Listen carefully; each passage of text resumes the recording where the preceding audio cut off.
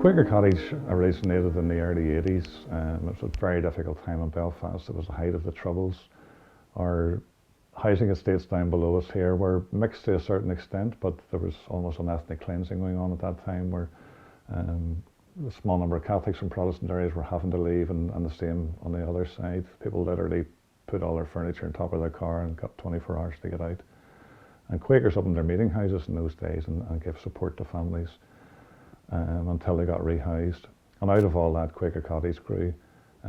We had the opportunity to get a little old cottage up on the side of a mountain, but the beauty of it was that it was neither seen as Catholic nor Protestant, and almost everywhere in Belfast is identified as nationalist or loyalist.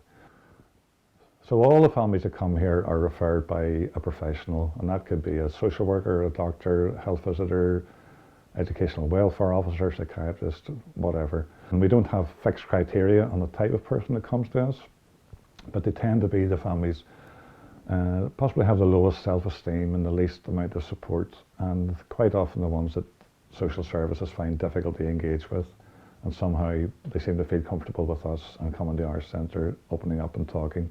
See Quakers, I see Quakers, oh don't you, oh don't you.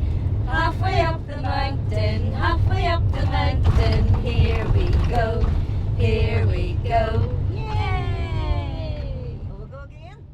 This week is my cooking week, which just means we cook for all the babies, for all the mums, and then if there's things for the after schools, we also cook for the after school kids. So this week I decided to make spaghetti bolognese at the start of the week, and then at the end of the week I made meatloaf. So to me the cooking week is really interesting because it's kind of a time to push the boundaries a little bit with the moms of what they're what they're comfortable eating and what they usually would eat, while also providing things that are nutritionally whole, I guess. 3 years ago I was going through a hard time and my health visitor referred me to here, and I thought that'd be no good, and then I came. It was the best thing I ever done. Like, it's my second time back now, and it's just really good. The kids really learn from it and meet new kids, and I really loved it, getting to meet new mummies coming to relax, and the kids are playing, getting your lunch handed to you without having to do anything. I started coming when I was a younger child, but then as I was getting older as a teenager, I was getting arrested, taking drugs, never going home, shoplifting. When I was younger, my daddy was an alcoholic. When I heard I was coming as a mummy, I was just delighted. And I come here with Ariana, and my Ariana has Down syndrome. And I didn't think that up here would have took special needs kids, but obviously they do. And they do so much for Ariana. Ariana learns so much. And you can definitely see the difference. I can see the difference in all the kids. Just when you come here, you're not judged about anything that you say. You can come up here and you can talk about anything. You wouldn't change nothing at all. The place is amazing, the staff is amazing. You can come here and you can be yourself. You can open up and you can really talk about anything, and you've good laughs to get you out of your house too. And the atmosphere's it's good.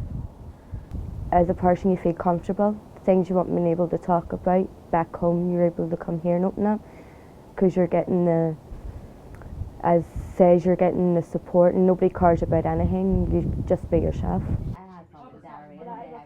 The Shankill bombing, that was me and my mum and dad and my older brother was actually on the way up to that shop. The shop next door, the fruit and vegetable shop next door, we were on our way up to there when the bomb went off. So we were lucky to still actually be alive. We all sit in our group and we're like a team, like our own. There's no religion separating or anything, it's just, we're just one and that's it. Quaker Cottage feels like a very different place to where they normally go. So they can see their own communities below, a lot of them can see their own houses below, but it's like you come out of that, you're above it, you're different or separate from it, and this is a place of solace for them. And they know they're cared about, and some of them find that a little strange at first, that people who don't even know them are showing love, care, affection towards them and their children. But it quickly becomes a place that's so important in their lives. But the thing about it is they trust us, and just even let us work with their children, because some of them have had so many sad childhood experiences, and they do underneath want to keep their children safe, and for them to let us be a part of their lives is an absolute privilege. We've all had issues in their life, and that's why we're all here.